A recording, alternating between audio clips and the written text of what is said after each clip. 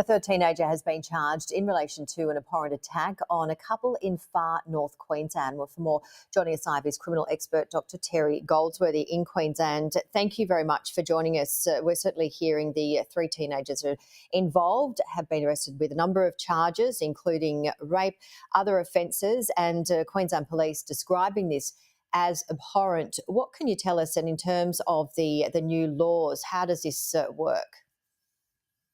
Yeah, look, the charges that the allegations relate to, primarily rape and deprivation of liberty, aren't in the list of offences that were included in the Making Queensland Safer laws put forward by the LNP government when they came into power.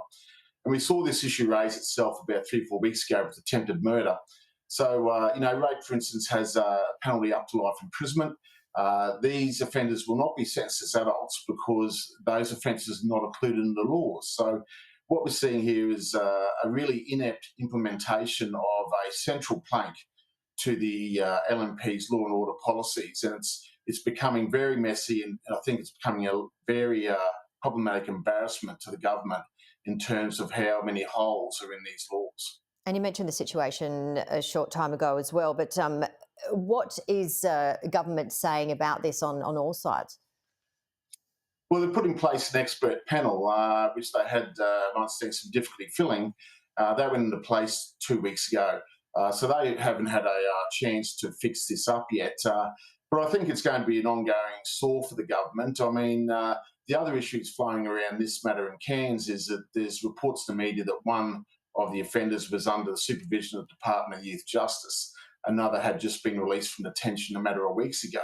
So what supervision orders or what plans were around these offenders and their being in the community to supervise and ensure they didn't go on and offend will also be another matter that we'll look at. But, if you look at youth justice sentence outcomes for rape in Queensland, the last 5 years, we know that 78 youth offenders committed or were sentenced for rape matters in Queensland.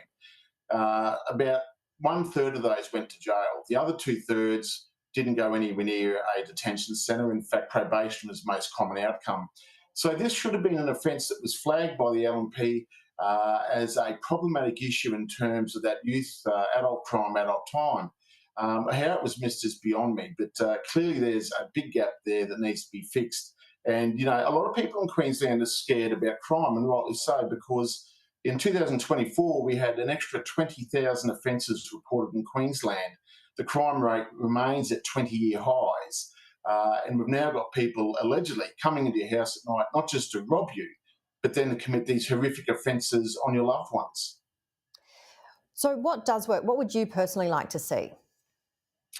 Well, I think it would have been much easier to put some kind of generic section into the criminal code that covered all offences and, talked about specifically serious repeat offenders, things like that. I think that, a broader approach to capture everything in one hit would have been smarter than cherry picking out individual offences that you thought were relevant, because we've now seen a number of instances where those cherry picked offences aren't covering what's happening in the real world. So I think they need to go back to the drawing board, re-look at what they're doing. Maybe they need to consider minimum mandatory sentencing and having a look at that. But clearly the Making Queensland Safer laws, as they currently stand, you could drive a truck through some of the loopholes that are in there. And we've got about 30 seconds. Dr. Terry Goldsworthy, can you give us an update on the bikie unrest, the drug offences that have been happening in the southeast? Yeah, we've seen a push by the Comancheros to come into the geographical location of the Gold Coast. And in concert with that, we've seen a 12% increase in drug offences in Queensland since the former Labor government decriminalised heroin, cocaine and methamphetamine. So, criminal gangs think that Queensland is open for the drug trade, and the current government needs to get on top of that as well and remove that decriminalisation. Terry Goldsworthy, always great to see you. Thank you so much. Thanks, Jenny. The Los Angeles